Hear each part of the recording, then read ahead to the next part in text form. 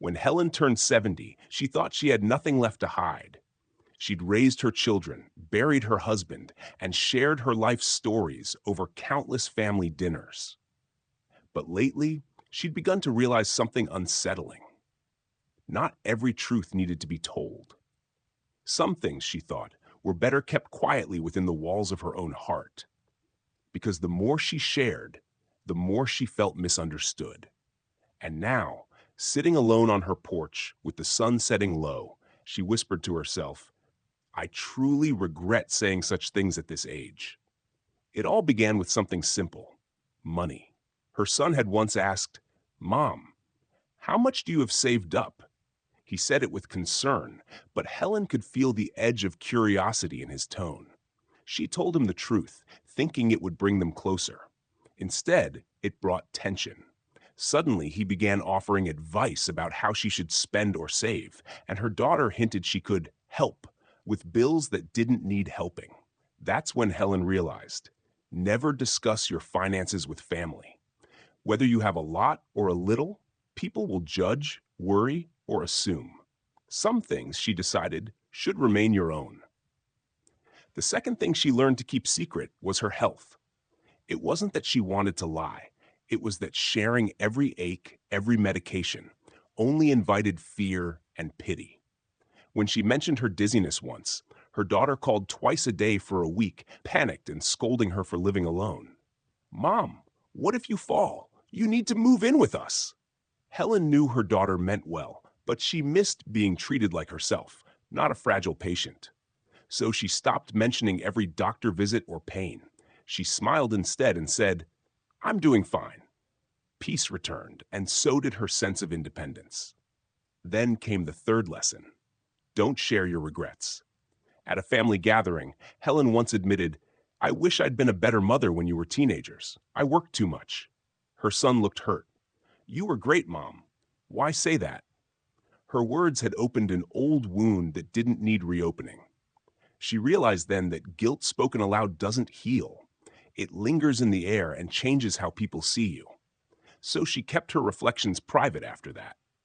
Regret, she decided, was something best softened by time, not by confession. The fourth secret was about loneliness. There were nights when she sat quietly in her chair, the house too silent, her memories too loud. Once, she told her daughter, I get so lonely sometimes. Her daughter cried, Oh, Mom, that breaks my heart. Helen hadn't meant to make her feel guilty. She just wanted to share a feeling. But she learned that loneliness, when spoken, can burden others. So instead of saying it, she started filling her evenings with music, knitting, and small joys. She smiled when her family called and said, I'm keeping busy.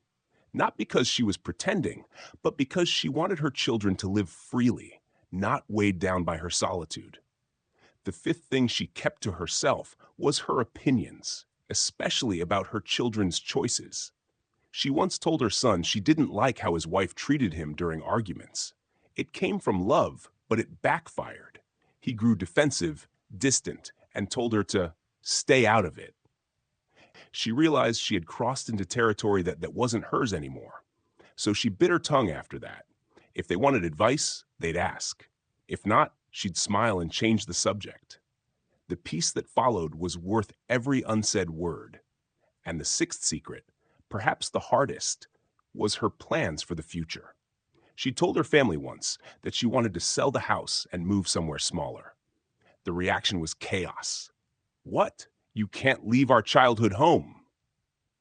Who will help you move? Mom, you're being impulsive. The storm that followed made her freeze her plans for a year.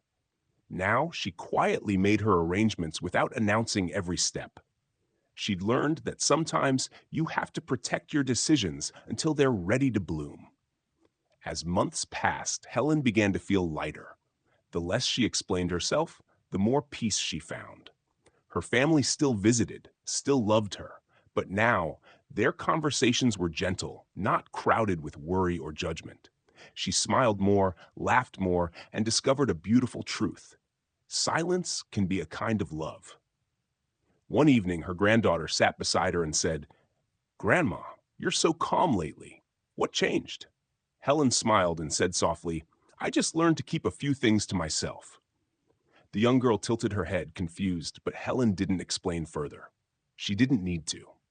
In her quiet heart, Helen knew she'd finally reached the freedom that comes with age. Not the freedom to speak everything, but the freedom to choose what stays unspoken. She looked at the sky, its colors fading into dusk, and thought about all the words she used to share. Some had built bridges, others had burned them. Now she chose peace over explanation. Not everything had to be said, and not every truth had to be heard. She took a deep breath, smiled to herself, and whispered, "Some secrets keep your soul safe." And for the first time in years, she felt completely understood by no one but herself.